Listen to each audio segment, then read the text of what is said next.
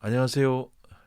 두 번째 시간 시작하겠습니다. 오늘은 창세기 3장을 함께 읽고 생각해 보려고 합니다. 오늘의 제목은 에덴의 실패와 한 줄기 빛입니다.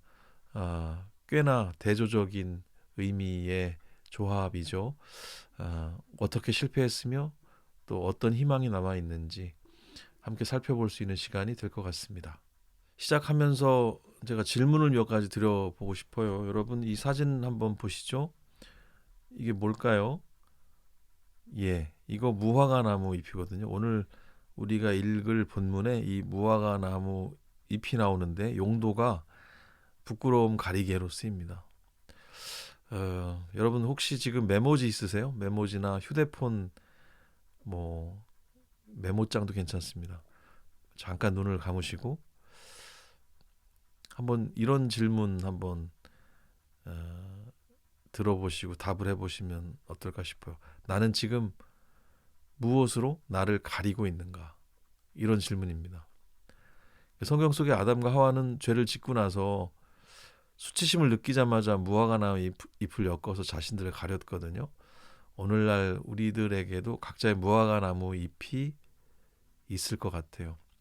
나의 연약함을 감추기 위한 화려한 학벌일 수도 있고, 또 다른 사람들에게 인정받고 싶은 SNS 속의 이미지일 수도 있고, 또 혹은 상처받기 싫어서 오히려 취하고 있는 냉소적인 태도일지도 모르겠습니다. 뭔진 모르겠지만 여러분들 한번 어, 자신의 솔직한 대답을 한번 잠시 영상을 멈춰 주셔도 좋고요. 생각해 보시고 한번 적어 보시면 어떨까 싶습니다.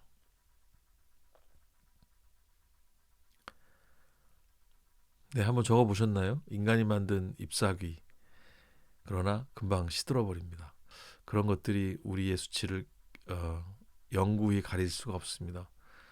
음, 오늘 강의를 통해서 하나님께서 그 마른 잎사귀들 대신에 우리에게 무엇을 입혀주시는지 살펴볼 수 있는 시간, 그리고 하나님께서 어떻게 우리의 수치를 가려주시는지 그 하나님의 하신 일들에 대해서 좀 살펴볼 수 있는 시간이 될 수 있으면 좋겠습니다.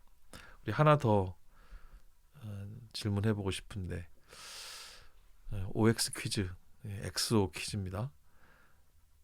첫 번째 질문은 나는 내 실수나 잘못을 지적받았을 때 1초의 변명도 없이 즉시 인정한다. X세요, O세요?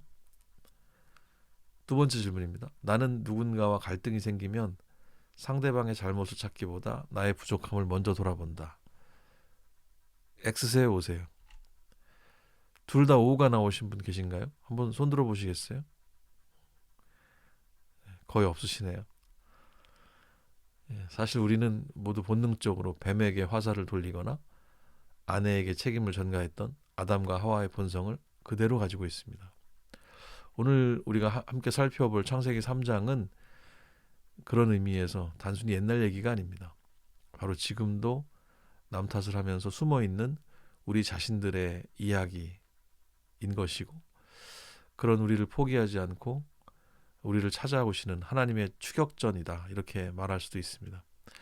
우리가 가진 이 책임 전가의 본능이 어디에서 왔는지 오늘 본문을 통해서 함께 자세하게 살펴보도록 하겠습니다. 제 1부 유혹의 실제와 인간의 실제. 유혹도 실제 있었고 또 사람도 실제가 있었는데 그들의 실제는 어떠했는가에 대해서 살펴볼 수 있을 것 같아요. 5절까지 이런 제목으로 묶을 수 있을 것 같은데 먼저 2절, 2절까지 먼저 보고 이어가 보도록 하겠습니다. 그런데 뱀은 여호와 하나님이 지으신 들짐승 중에 가장 간교하니라. 뱀이 여자에게 물어 이르되 하나님이 참으로 너희에게 동산 모든 나무의 열매를 먹지 말라 하시더냐. 여자가 뱀에게 말하되 동산 나무의 열매를 우리가 먹을 수 있으나.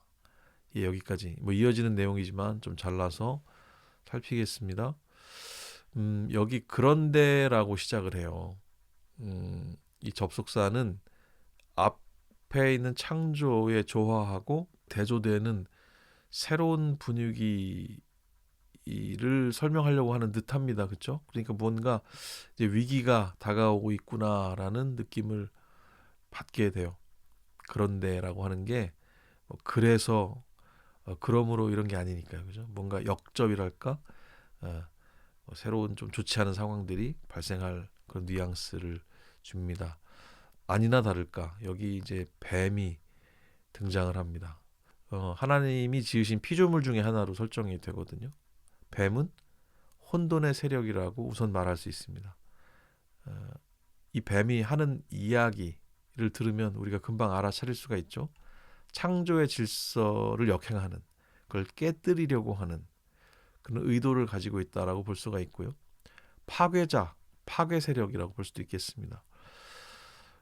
하나님의 주권에 도전하는 피조물을 뭐 좀 상징적으로 가리키는 그런 동물로 해석을 할 수가 있는데 성경 자체가 사실 이 뱀에 대해서 자세하게 설명하고 있지는 않습니다. 그래서 우리는 이 뱀이 무엇인가라고 하는 그 주제보다 이 뱀이 지금 무슨 말을 하고 있는가 이 주제에 조금 더 관심을 기울일 필요가 있습니다. 그러라고 성경이 이렇게 쓰여 있는 것 같거든요. 창조를 역행하는 악한 의도 자체 형상화라고 일단 보는 게 좋을 것 같아요. 여기 제가 단어 두 개를 써놨습니다. 아룸과 아룸밈인데 간교하니라가 아룸이라는 단어를 쓰거든요. 그런데 밑에 있는 아룸밈이라는 단어는 사실 2장 마지막 절에 나오는 단어입니다. 2장 마지막 절에 아담과 하와가 벌거벗었으나라는 그런 얘기할 때 나오는 단어인데 뭔가 이 언어 유희를 지금 이루고 있거든요. 2장 25절은 평화로운 결말처럼 보여요. 하지만 비슷한 소리의 단어가 긴장감을 암시하면서 아룸 이렇게 나타나죠. 곧 다가올 파국을 미리 암시하는 것처럼 보입니다. 그래서 히브리어를 쓰는 독자들은 바로 이 음성 유사성을 듣고서 뭔가 연결돼 있는데 이렇게 금방 알아차렸을 거예요. 이 언어 유희는 자주 저도 자주 씁니다. 아재 개그의 메커니즘이거든요. 그렇지만 여기서는 비극의 전조로 보여서 웃을 수가 없습니다. 사실상 이렇게 말하고 있는 거나 마찬가지거든요. 인간은 본래 투명한 존재였다. 그러니까 아룸임. 그러나 간교함, 아룸이 침투했다. 그 결과 인간은 더 이상 투명하지 않게 되었다. 어떠세요? 뭔가 찜찜한 이후의 스토리가 좀 예상되는 것 같죠? 이후에 뱀의 질문은 하나님의 명령을 모호하게 만들고 의심의 씨앗을 뿌립니다. 하나님이 참으로 먹지 말라 하시더냐라는 질문 뱀이 하는데요. 하나님의 관대함을 억압으로 둔갑시키려고 하는 그런 심리적 공격으로 느껴집니다. 우리 3절에서 5절 이어서 같이 좀 읽도록 할게요. 동산 중앙에 있는 나무의 열매는 하나님 말씀에 너희는 먹지도 말고 만지지도 말라. 너희가 죽을까 하노라 하셨느니라. 뱀이 여자에게 이르되 너희가 결코 죽지 아니하리라. 너희가 그것을 먹는 날에는 너희 눈이 밝아져 하나님과 같이 되어 선악을 알 줄 하나님이 아심이니라. 여자의 대답에서 하나님의 명령이 미묘하게 왜곡이 되고 있죠. 반드시 죽으리라라는 말씀은 죽을까 하노라로 약화되어 있고 만지지도 말라라는 말씀은 원래 없었어요. 그런데 이런 것들을 추가시키고 있습니다. 이 내용도 우리가 잘 머무르지 않는 내용이긴 한데 그냥 쓱 지나가 버리는 내용들이긴 하죠. 인간의 내면에서 하나님의 법이 기쁨의 울타리가 아니라 속박의 굴레로 인식되기 시작했음을 보여주는 것 같습니다. 5절에 하나님과 같이 되어는 단순히 신적 능력을 갖는다는 의미를 넘어서 스스로가 선악의 최종적인 판단자가 돼서 자신의 삶의 주권을 독점하려고 하는 그런 의미라고 볼 수가 있어요. 하나님이 정하신 선악을 자기가 하나님처럼 재정의하는 상황을 말하는 거거든요. 재정이라는 말이 한번 여러분들이 한번 의미 있게 이 하나님과 같이 되어라는 단어의 의미와 함께 생각해 볼 필요가 있습니다. 우리 삶에서도 어려움과 분쟁들이 대부분 보면 스스로가 선악을 재정의하고 있기 때문이 아닌가 하는 생각이 들어요. 하나님이 선악을 정의하심에 대해서 순종하는 삶이 아니라 내가 재정의하는 삶이 하나님과 같이 되려고 하는 삶의 모습이 아닌가, 그런 생각을 해볼 수가 있습니다. 창조주와 피조물 사이의 근본적인 경계가 허물어지는 창조 질서의 파괴 상황이라고 말할 수가 있어요.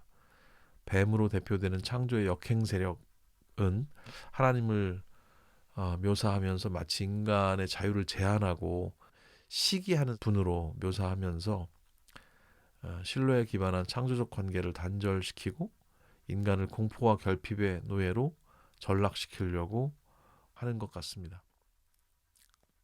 이제 2부 6절에서 13절로 넘어가 보도록 하겠는데요. 불순종과 소외의 시작이라고 제목을 달아볼 수 있습니다. 먼저 6절 7절을 읽어보도록 하겠습니다. 6절 7절은 여자가 그 나무를 본즉 먹음직도 하고 보암직도 하고 지혜롭게 할 만큼 탐스럽기도 한 나무인지라. 여자가 그 열매를 따먹고 자기와 함께 있는 남편에게도 주매 그도 먹은지라. 이에 그들의 눈이 밝아져 자기들이 벗은 줄을 알고 무화과 나무 잎을 엮어 치마로 삼았더라. 우리가 아까 시작하면서 무화과 나무에 대한 생각을 함께 했었죠. 불순종의 행위는 시각적인 유혹에서 시작해서 탐욕으로 이어지고 결국 행동으로 결실이 맺어지게 됩니다. 여기서 본즉이라는 동사를 주목해 보면 하나님의 말씀이라는 렌즈를 벗어버린 인간의 시선이 얼마나 쉽게 자기 중심적인 욕망에 사로잡히는지를 알 수 있습니다. 함께 있는 남편이라는 표현은 아담이 이 모든 과정에서 수동적인 방관자 혹은 공모자였음을 드러내고 있죠. 그저 방조한 수준이 아니라 이 창조 역행 행위의 소위 주요 종사자로 행동을 한 겁니다. 방조자는 종범이지만 주요 종사자는 정범입니다. 주체라는 거죠. 그래서 책임이 공유됩니다. 성경에도 선을 알면서도 행하지 않으면 그것도 죄라고 하셨어요. 이런 말씀이 있습니다. 그러므로 사람이 선을 행할 줄 알고도 행하지 아니하면 죄니라. 야고보서 4장 17절 말씀인데, 뭐 법적 용어로는 자귀, 부자귀, 부자귀는 sins of omission이라고 하는데 행동하지 않는 거죠. 그냥 가만히 있는 겁니다. 그런데 이 부자귀, 아무것도 안 해도 죄가 될 맥락이 있다는 거예요. 마땅히 선을 행해야 하는데 알면서도 그걸 행하지 않으면 아무것도 하지 않은 게 아니라 무언가를 한 거죠. 악을 행한 겁니다. 그것이 성경의 법정신임을 기억할 필요가 있습니다. 결과적으로 눈이 밝아진 인간이 처음 발견한 것은 하나님 같은 영광이 아니라 자신들의 벗음에서 오는 수치심이었어요. 신학적으로는 이 장면을 소외라고 합니다. 이 장면을 소외의 시작으로 보고 있거든요. 소외는 일상 용어에서도 쓰이지만은 신학적으로 쓰일 때는 굉장히 무겁고 중요한 단어가 됩니다. 폴 틸리히 같은 신학자를 통해서 이 소외라는 단어를 듣게 되는데, 아주 중요한 맥락에서 이 소외가 자주 등장을 합니다. 폴 틸리히가 말하는 소외란 무엇인가? 인간이 하나님이라는 존재의 근거로부터 분리되어서 자기 자신과 세계와도 단절된 실존적인 상태를 말하는 거예요. 이 말은 원죄의 의미를 다룰 때 자주 등장합니다. 죄는 어떤 행위 이전에 이미 존재의 상태라는 거예요. 그러니까 원죄를 역사적으로 보고 유전이 된다라고 보는 전통적인 견해가 있다면, 원죄를 어떤 지금 말씀드린 존재론적 소외로 보고 선악과의 이야기를 존재의 구조 자체를 설명하는 하나의 모형으로 보는 견해가 있거든요. 그러니까 조금 단순하게 얘기하면 아담 때문에 억울하다라는 관점이 아니라 내가 바로 아담이다라는 관점인 겁니다. 어느 견해든지 인간이 가지는 욕망으로 뭐 기울고 죄악으로 기울고 하는 그 경향성이라는 것은 뭐 그대로 우리 안에 살아 있습니다. 우리가 지니고 있는 어떤 이 경향성이라는 이 인간의 실존, 이 쉽지 않은 현실을 이해할 수 있도록 해주는 원초적인 얘기가 바로 이 에덴의 이야기라고 하는 말씀입니다. 이어서 보면은 무화과나무 잎으로 치마를 만든 행위가 나오거든요. 인간 스스로 자신의 수치를 가리려고 하는 시도라고 볼 수 있습니다. 이 모습은 하나님과의 관계가 파괴된 결과로 나타나는 자기 보호 본능의 모습이라고 볼 수가 있죠. 이제 8절에서 9절로 이어갑니다. 그들이 그날 바람이 불 때 동산에 거니시는 여호와 하나님의 소리를 듣고 아담과 그의 아내가 여호와 하나님의 낯을 피하여 동산 나무 사이에 숨은지라. 여호와 하나님이 아담을 부르시며 그에게 이르시되 네가 어디 있느냐.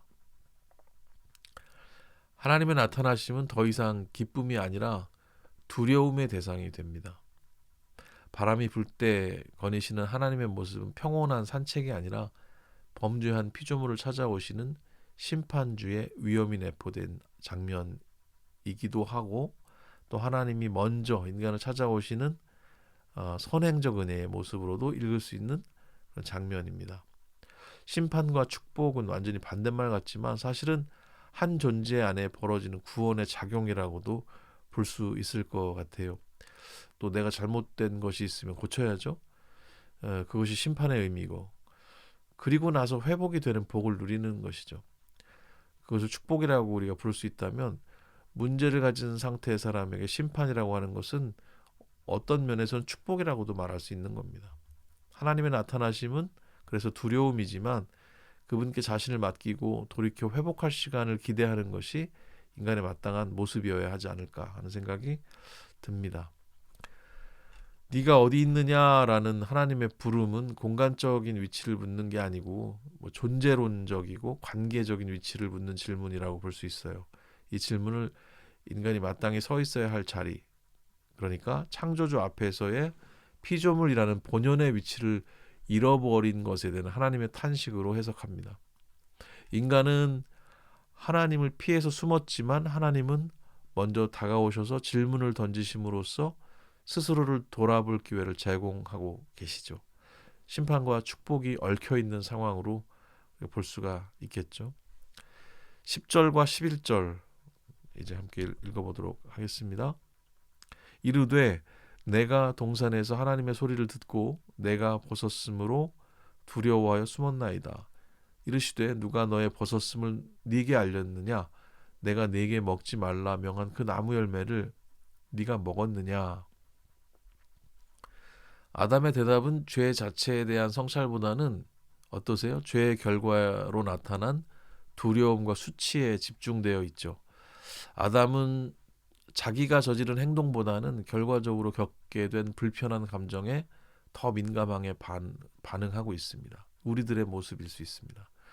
누가 너의 벗었음을 너에게 알렸느냐라는 하나님의 질문은 인간의 자의식이 어떻게 객관적인 실제에서 벗어나서 두려움에 사로잡혔는지에 대해서 생각하게 만들어줍니다. 인간은 자신의 한계를 수치로 인식을 하게 됐고 창조주와의 소통을 상실하게 됐어요. 이렇게 죄는 뱀이 말한 하나님처럼 되는 상황이 아니라 오히려 원래 하나님처럼 그 형상으로 만들어졌던 아담이 그 원래 아름다움을 일그러뜨리게 되면서 창조주라는 뿌리와의 단절, 그 비극적 현실을 만나게 되는 그런 상황이 되고 마는 겁니다. 12절에서 13절 읽겠습니다. 아담이 이르되 하나님이 주셔서 나와 함께 있게 하신 여자 그가 그 나무 열매를 내게 줌으로 내가 먹었나이다. 여호와 하나님이 여자에게 이르시되 네가 어찌하여 이렇게 하였느냐? 여자가 이르되 뱀이 나를 꿰므로 내가 먹었나이다. 이 모습 어떠세요, 여러분? 죄의 사회적 성격이 가장 극명하게 드러나는 장면이라고 볼 수 있겠어요. 아담은 책임을 여자에게 전가할 뿐만 아니라 궁극적으로 누구에게 이 화살을 돌리는 겁니까? 여자를 주신 하나님께 화살을 돌리고 있는 겁니다. 하나님이 주셔서 나와 함께 있게 하신 여자, 이 수식어가 굉장히 긴데 하고 싶은 얘기는 당신 때문이다라고 하는 얘기죠. 더 이상 내 뼈 중에 뼈요, 살 중에 살이라는 사랑의 고백이 아니고 타인에 대한 비난과 원망의 근거가 됩니다. 이 지점을 공동체 파탄으로 정의하는 학자도 있어요. 타락 이전에 함께하는 모습은 타락 이후 각자 도생과 비겁한 변명으로 대체가 됩니다. 여자 역시 뱀에게 책임을 돌리죠. 그러면서 그 누구도 자신의 자유의지로 행한 선택에 대해서 정직하게 대면하지 않습니다. 이것은 죄가 인간의 인격적 성실함을 얼마나 심각하게 훼손하는지를 보여주는 증거고, 타락한 인류 사회의 전형적인 갈등의 모습을 예견하게 해주고 있습니다. 이제 3부가 되겠습니다. 심판의 선언과 은혜의 서막이라는 주제로 14절에서 19절 말씀을 연결 지을 수가 있겠습니다. 먼저 14절, 15절 읽도록 할 텐데요. 1과 5가 떨어져 있습니다. 예, 이런 실수를 했네요. 저는 이렇게 실수를 저질렀을 때 바로 즉각 이렇게 사과 말씀을 드립니다. 네, 앞으로는 14, 15 잘 보일 수 있도록 하겠습니다. 14절, 여호와 하나님이 뱀에게 이르시되 네가 이렇게 하였으니 네가 모든 가축과 들의 모든 짐승보다 더욱 저주를 받아 배로 다니고 살아있는 동안 흙을 먹을지니라. 내가 너로 여자와 원수가 되게 하고 내 후손도 여자의 후손과 원수가 되게 하리니 여자의 후손은 네 머리를 상하게 할 것이요 너는 그의 발꿈치를 상하게 할 것이니라 하시고. 14절 15절 중요한 말씀입니다. 심판은 유혹의 근원인 뱀으로부터 시작이 됐죠. 뱀에게 내려진 저주는 생물학적인 변화를 넘어서 굴욕과 패배의 상징적인 의미를 갖는데요. 그리고 15절을 원시복음이라고도 합니다. 하나님이 인간의 고통스러운 현실 속에 개입해서 구원의 이야기를 시작하시는 역사적인 기점으로 평가가 되는 본문이거든요. 우리 공부의 이름이 하나의 이야기로 느리게 읽는 구약인데요. 하나의 이야기라는 것이 뭐 구속사적인 관점으로 정했다가 바꾸었다는 말씀 드린 적이 있는데, 이 하나의 이야기가 발견되는 초반부의 중요한 지점으로 볼 수가 있는 겁니다. 성경 도처에서 이런 지점들이 발견이 되는데 이런 것들이 연결되면서 전체가 하나의 이야기로 이제 보이게 되는 겁니다. 올해 우리가 그 관점으로 성경을 읽으려고 하는 거고요. 여자의 후손과 뱀의 후손 사이의 투쟁은 인류 역사를 관통하는 영적 전쟁과 도덕적 갈등의 예표라고 볼 수가 있습니다. 이 약속은 궁극적으로 그리스도 안에서 성취가 되지만 동시에 역사 속에서 하나님의 백성이 죄와 불의에 맞서 싸우는 모든 신앙적 투쟁 속에서 부분적으로 드러난다고 볼 수가 있습니다. 그러니까 여자의 후손과 원수가 되게 하리니 하면서 여자의 후손은 네 머리를 상하게 할 것이고 너는 그 발꿈치를 상하게 할 것이다. 이 말씀이 언젠가 이루어질 나중의 이야기만 아니라 우리의 현실 안에도 지금 벌어지고 있는 일이라고 이해할 수 있게 하는 이야기죠. 옳은 일을 위해서 일하는 모든 움직임이 당연한 보상이 따르지 않을 때가 많고 오히려 상처를 받을 때가 있음에 대해서 이해하게 해주는 말씀인 것 같고요. 그러나 결국에 승리를 얻게 된다는 사실로 말미암아 힘을 얻게 되는 말씀이 될 수 있다. 그런 이야기입니다. 뭔가 활화산이랄까요? 언젠가 터질 거야라는 뭐 어떤 그런 미래만을 향한 말씀이 아니고 지금 시냇물처럼 나의 곁을 우리의 곁을 흐르는 말씀이기도 하다. 그렇게 이해를 하시면 좋겠습니다. 3장 16절 말씀을 읽어보겠습니다. 또 여자에게 이르시되 내가 네게 임신하는 고통을 크게 더하리니 네가 수고하고 자식을 낳을 것이며 너는 남편을 원하고 남편은 너를 다스릴 것이니라 하시고, 예, 여자에게 내려진 이 판결은 그 생명 탄생의 축복이 고통하고 결부가 되어 있구나, 이 사실을 알게 하죠. 이것을 창조 질서가 죄의 결과로 왜곡된 모습이다, 이렇게 봅니다. 원래 평등한 동반자이자 연합체였던 남녀 관계가 지배와 피지배 혹은 억압적인 위계 구조로 전락했다는 사실을 지적하는 겁니다. 남편을 원한다는 표현은 단순한 정서적인 의존이 아니고 상대를 지배하고 자기 뜻대로 조종하려는 뒤틀린 욕망을 의미하고 있습니다. 죄는 관계의 중심에 사랑 대신 주도권 다툼과 권력 행사를 심어 놓습니다. 따라서 성경이 묘사하는 가부장적 지배 구조는 하나님의 창조 목적이 아니고 죄의 결과로 나타난 타락한 현실의 한 단면으로 봐야 됩니다.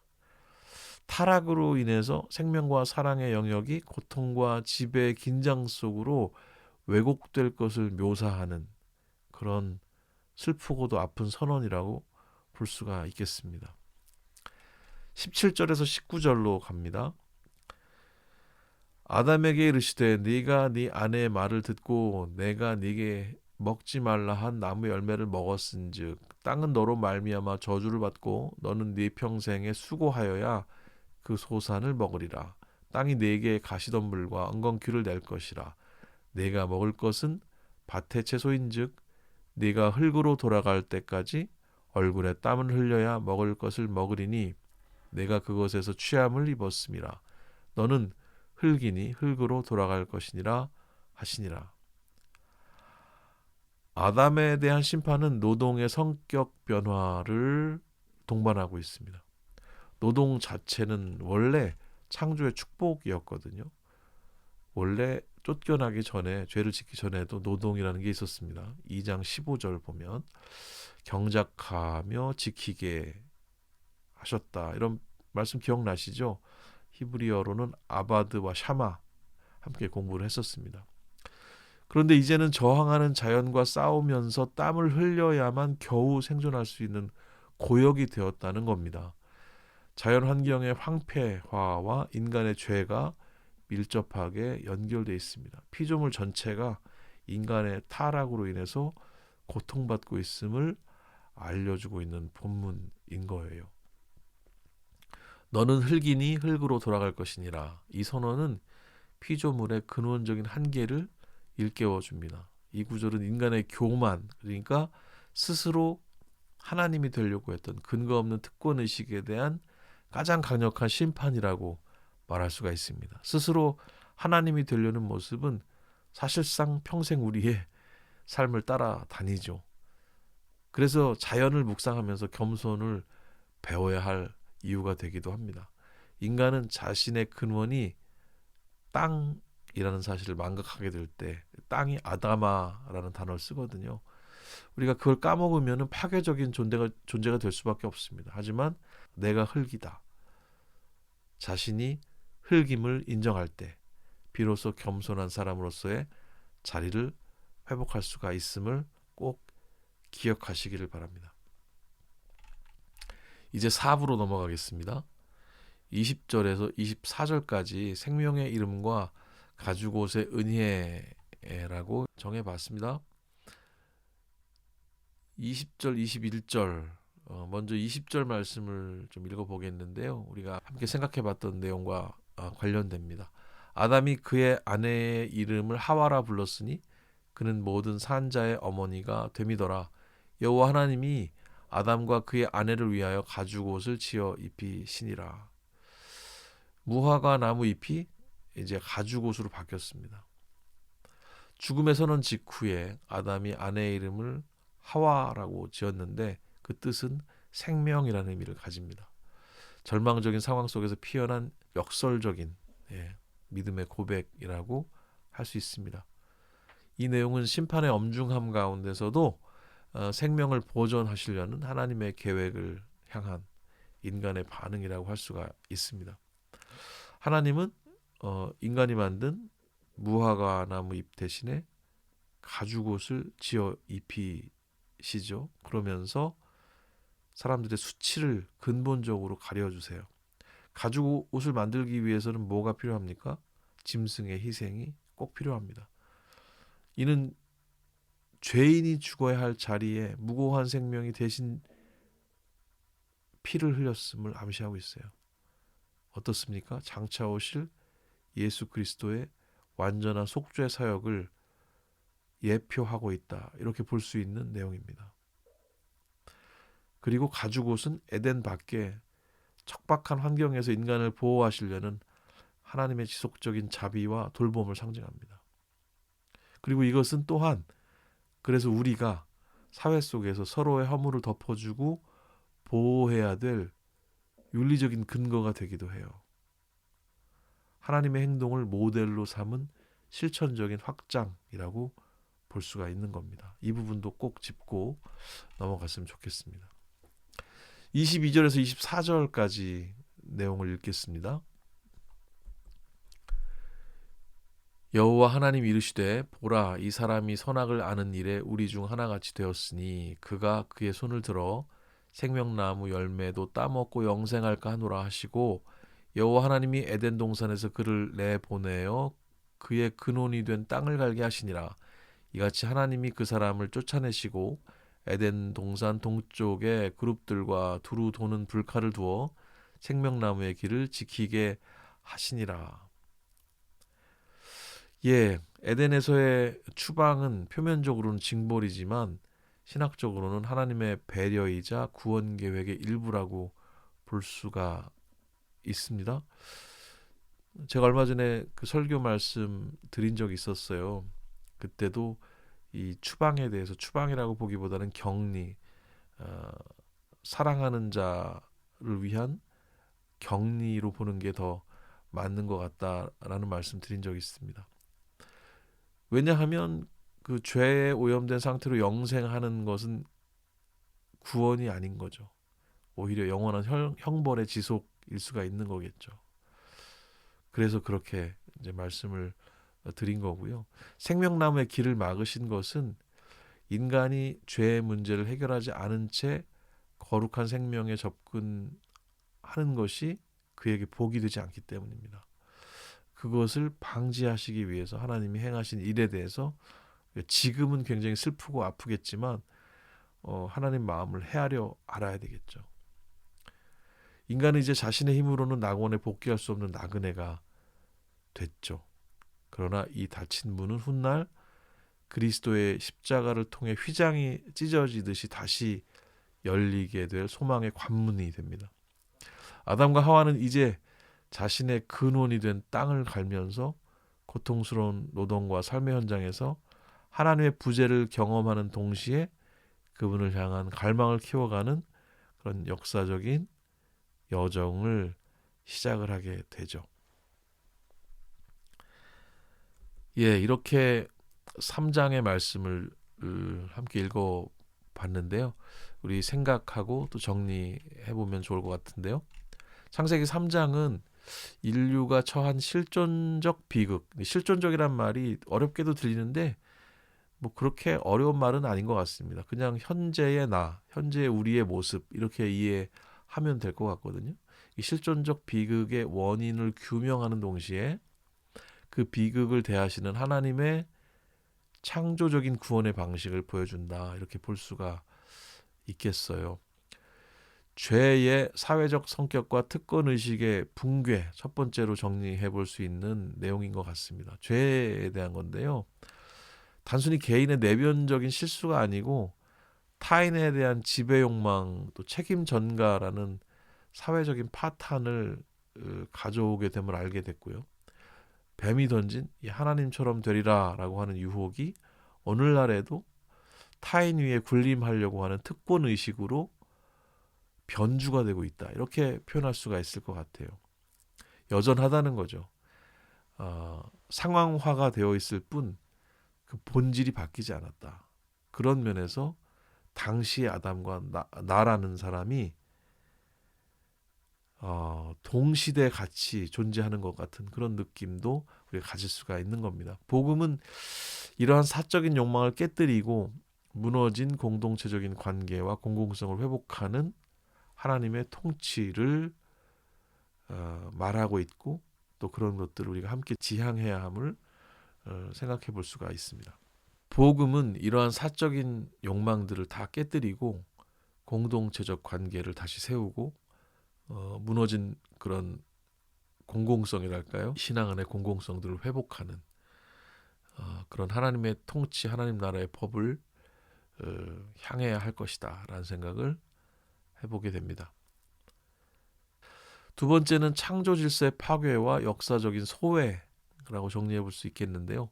죄는 인간과 하나님 사이의 수직적인 질서뿐만 아니라 인간과 자연 사이의 수평적 질서까지도 훼손을 시켰어요. 이것을 우리가 소외라고 부를 수 있는데, 이 소외는 인류 역사의 본질적인 고통이 되었고, 구약 성서는 이 파괴된 질서를 회복하시려는 하나님의 지속적인 역사적 개입을 기록하고 있는 책이다, 이렇게 생각해 볼 수 있겠습니다.